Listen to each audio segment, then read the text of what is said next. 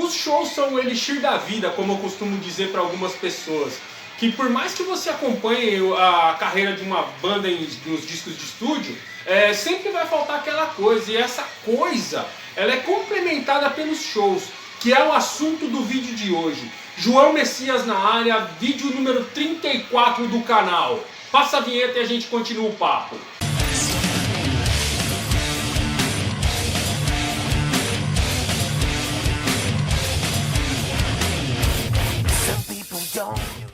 Salve camisas pretas, tudo bem com vocês? Espero que sim.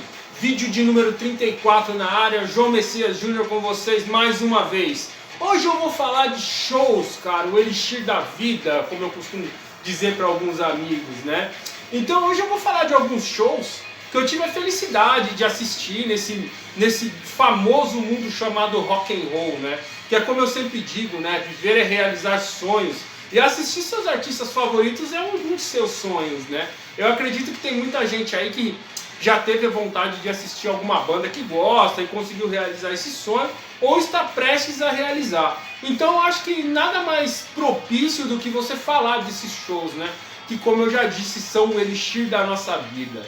E eu vou começar falando de um show muito bacana, daqueles que eu nem contava que iria assistir, sabe? Foi um negócio meio inusitado, que você sempre fica sabendo por assessoria de imprensa, quando eles te mandam os releases, que foi o do Mark Farner.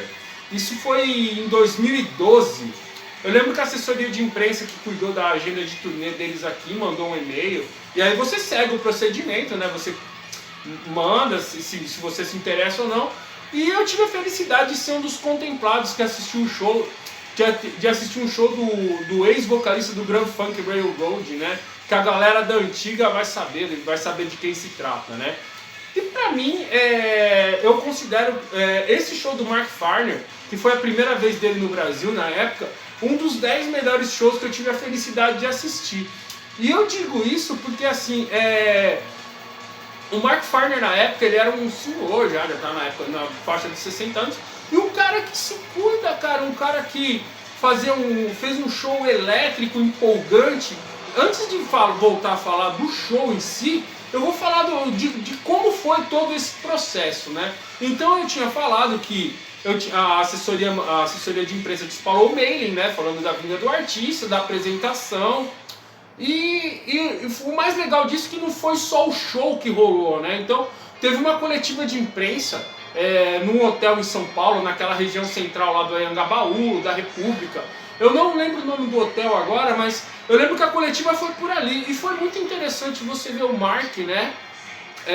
Como eu disse, né? Não se trata de um garoto, mas de um senhor que se cuida de plena vitalidade.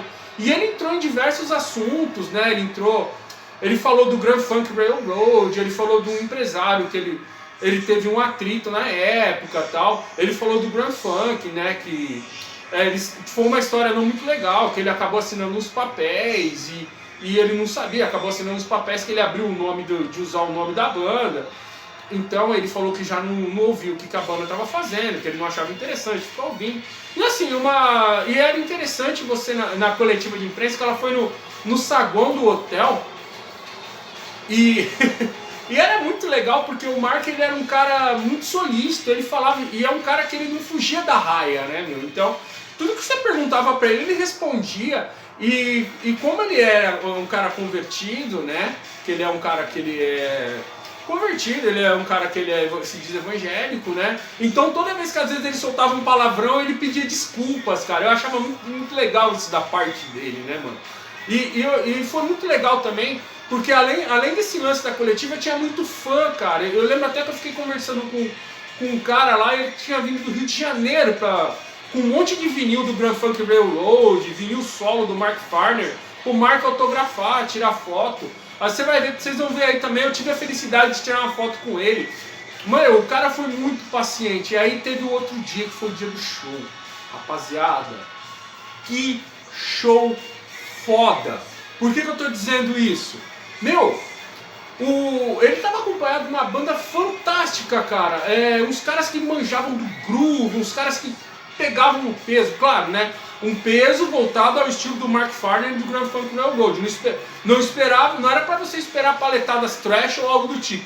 Meu, quando... Eu lembro que o show foi no Via Marquês, uma casa na Barra Funda.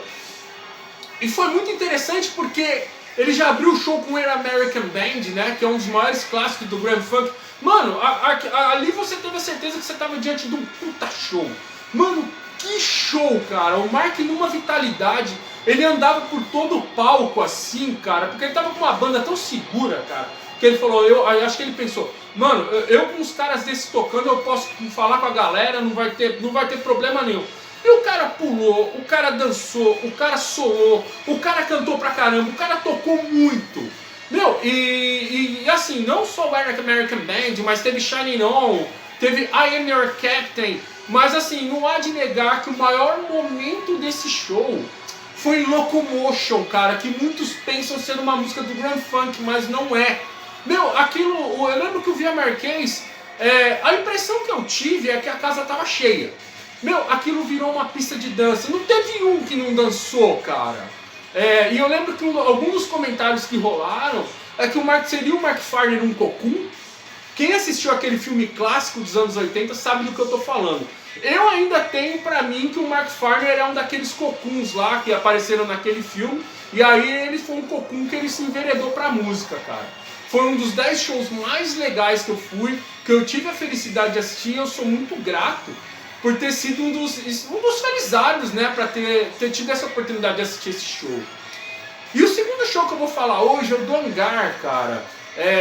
O Hangar, para aqueles que não conhecem, o Hangar é uma banda lá do Rio Grande do Sul, que ela tem, que até então ninguém conhecia muito, né, que é a banda em que o baterista, o Aquiles Priest, ele entrou quando o Angra teve aquela reformulação, quando saiu o André Matos, quando saiu o Luiz Mariucci, quando saiu o Ricardo Confessori. O Aquiles Priest era baterista do Hangar e ele foi um dos escolhidos para o Angra continuar tocando o barco, né? Só que o Aquiles Priest, ele tinha em paralelo, ele tinha o Hangar. E nessa época eles estavam lançando um novo trabalho, a banda estava se consolidando em São Paulo, e eles pegaram um vocalista fora de série chamado Nando Fernandes, aqui de São Paulo, e eles lançaram um puta disco chamado The Reason of Your Conviction, que é o que a gente está ouvindo de fundo aqui. E para consolidar esse puta trampo, eles fizeram uma gravação de um DVD lá no Centro Cultural São Paulo. Foi em 2008 isso, acho. Meu cabelo era curtinho ainda, como você pode ver na foto que eu coloquei, que eu tirei com o Nando Fernandes. E assim, né, como no caso do Grand Funk, né, que era uma novidade pra mim, é aquele lance que não cai a ficha, né, porque você fala, porra, que tá numa gravação de um DVD, cara. Como é que é isso, né, meu? Então, não se trata apenas de um show, né, meu? Se trata de um acontecimento, né? Porque é a gravação de um lançamento de um DVD. E assim, o Centro Cultural São Paulo, ele não estava tão cheio, né? Ele tinha bastante gente, mas não lotou. E a gente teve uma puta apresentação da banda. O Nando Fernandes, pra quem conhece o trabalho dele, sabe que o cara é um dos melhores vocalistas do Brasil, né, meu?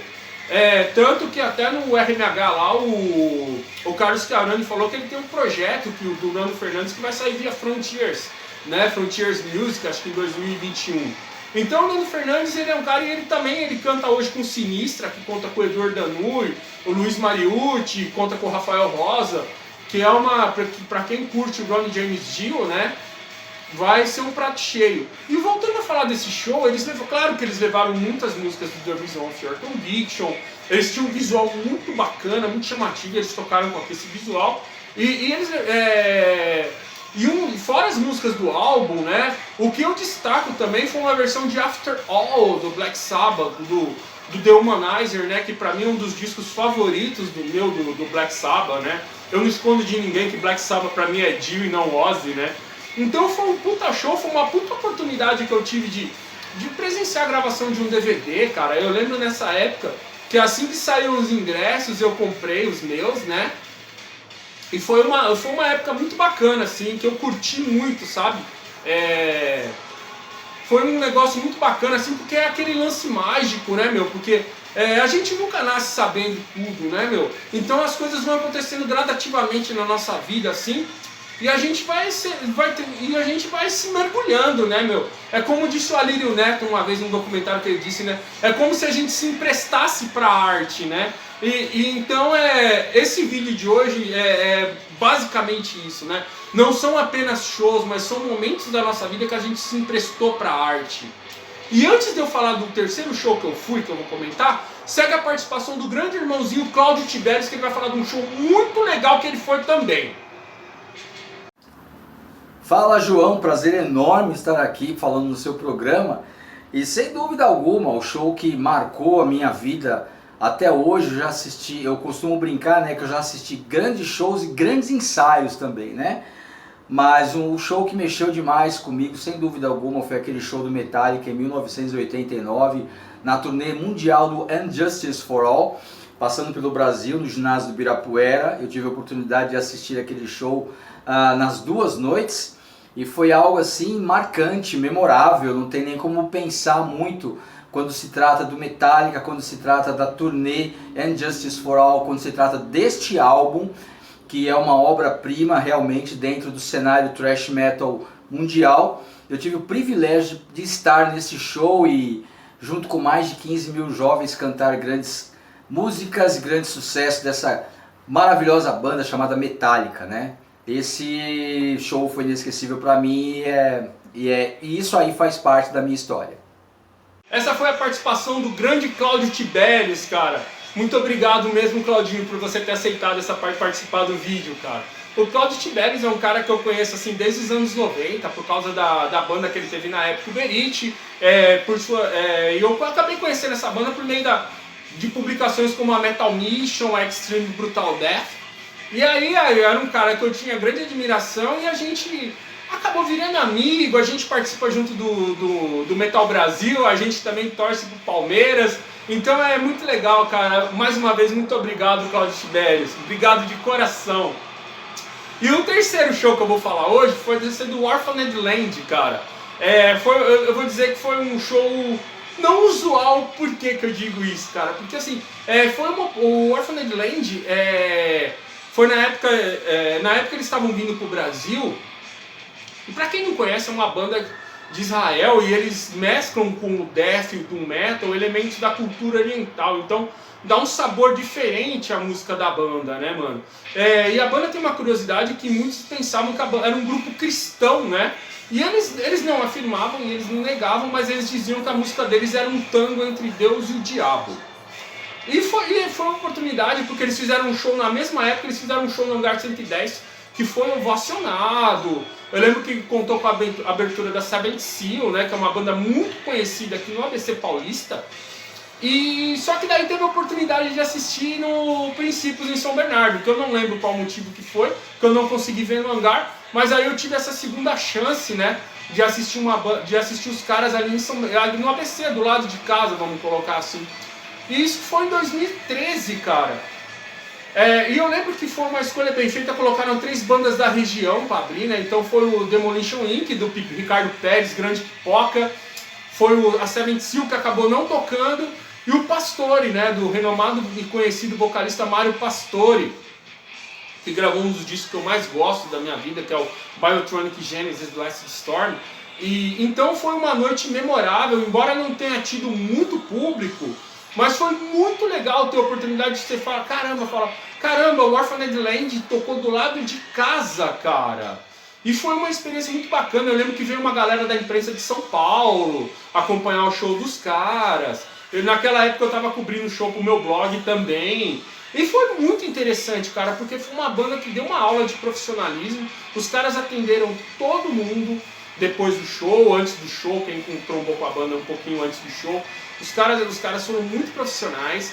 E foi muito legal porque, assim, como a banda inclui esses elementos no som, né, então dá aquele sabor agridoce no som dos caras, né, meu? Você foge um pouco daquele estigma que música pesada é só feita pra banguear, né? E a música foi uma música dançante, uma música energética, climática, né? Então Nora e Ocean Land eu lembro até hoje que foram os pontos altos dessa apresentação. E foi, como eu disse nos outros 2 shows, É um lance muito interessante, que é aquilo que você se empresta pra arte, mano. Que você se empresta para aquele determinado momento, determinado evento, né? E é aquele lance que só enriquece sua cultura e sua cabeça, mano. Esses foram alguns shows que eu curti muito ter ido, né? E eu vou fazer essa pergunta de novo pra você. Se você acha que merece uma continuação, coloca aqui nos comentários, porque nesses quase 30 anos de banger, nesses 30 anos de vivência no rock and roll, o que eu fui foi show, e eu quero ir a muitos ainda quando tudo isso voltar. E aí você quer saber o que a turma do Amendoim achou de tudo isso, né? Bom, Magriço, definitivamente de volta, ácido, mal-humorado, metida radical, recalcado e tudo mais. Tudo que você achar de over nele, tá aqui de uma maneira mais acentuada. A gente ficou conversando sobre os shows. Quando eu falei pra ele que fui do Hangar, ele fez... Quando eu falei do Orphaned Land, ele me deu as costas. Ele falou, Mark Farner eu respeito.